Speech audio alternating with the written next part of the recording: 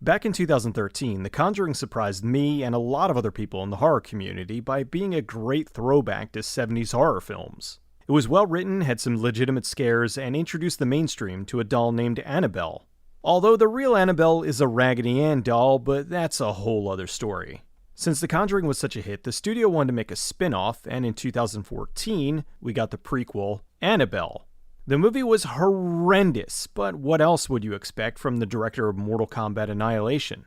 Still, it made over $250 million on a $6.5 million budget, so that pretty much guaranteed there'd be another. Only with the sequel, the studio decided to take a page out of the Ouija book and give the movie to a director much more suited for the genre. David Sandberg just surprised audiences last year with the hit Lights Out, which was adapted from a short he did back in 2013. They also took another page out of Ouija, Origin of Evil, and cast the star of that film, Lulu Wilson. So now we get Annabelle Creation, a prequel to a prequel with the star of a prequel to another franchise that honestly I don't think anyone was expecting to be good. The movie revolved around a husband and wife that lost their daughter in a tragic accident. Years later, they open their home up as an orphanage for a group of girls who have nowhere else to go. One of the girls naturally goes into the forbidden closet of mystery and finds the Annabelle doll. After that, all hell breaks loose. Well, maybe not hell, but a lot of jump scares and a very cranky demon. Much like Origin of Evil, Annabelle Creation surprised me. It was way better than the first, and while I had some problems, overall I enjoyed it. What I liked was the two main leads, Janice and Linda. They played off each other well, and not only were more interesting, but were written better than the other girls. There were like 5 other girls, and I can't remember a single one of their names. They were there to scream and run around when necessary.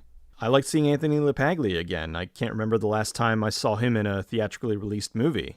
I've liked him ever since Empire Records, but he mostly does movies that I'm not interested in. There were a couple of genuine freak-out moments that I wasn't expecting. One involving a crucifix, and another when Janice was being pushed. What I didn't like about it was I thought it relied far too much on jump scares. A jump here and there, fine, but it got to the point of where you could count down to the next jump. Okay, the music's off and it's dead silent. She peeks over her shoulder. Blah! Loud noise! Jump from the shadows! Blah! It got really, really old. Maybe I'm cynical because I've seen so many horror films, but this stuff just does not scare me. You can do effective jumps, Sinister is a great example, but when you do them all the time, then it's no longer shocking. It terrified the audience I was in, but they were mostly teenagers and, oddly enough, some parents who thought it was a good idea to bring 10-year-olds to an R-rated movie. Besides the jump scares, the film was well put together. The last 15-20 minutes or so was the horror roller coaster the film was building up to. An info dump on how Annabelle came to be, and then a demon chasing around a group of terrified orphans. Oh, that reminds me of the other thing that bugged me. Annabelle seemed to have this magical ability to be wherever the hell she felt like. It would be inside chasing Linda, and then outside possessing a scarecrow, while simultaneously scaring the pants off Sister Charlotte. It seemed like they were trying to do too much too quickly, and while yes, it is a demon and can go wherever it wants, it felt like they were cheating in order to make the finale super duper over the top. I think another part of why I didn't think this was all that scary was because the doll is too try-hard scary. It's like the new Pennywise. They're going so overboard on trying to make it scary that it ends up being not scary. I also think they modified the doll some. I need to go back and watch the original Conjuring because it looks like they now gave the doll some sharper features. I found the doll scary in The Conjuring, but not so much here. Now the Raggedy Ann doll, that is pure terror. Annabelle Creation was good, not great. It's light years better than the first one though. Speaking of, there's a neat little tie into the first one that almost makes up for having to sit through that disaster. They also did squeeze in the evil nun and are really pushing for that whole Conjuring universe thing.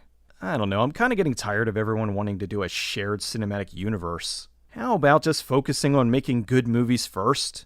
Annabelle Creation's a fun horror film, but not a particularly scary one. Some good performances, a few neat effects, and overall puts the first Annabelle to shame. If you're a big horror fan, you'll probably enjoy it, but there isn't anything here you haven't seen before. I do think David Sandberg has some real talent behind the camera, but I think Lights Out was better. This could be the first time there was ever a great movie that spawned a prequel that sucked, that spawned a prequel that ended up being pretty good.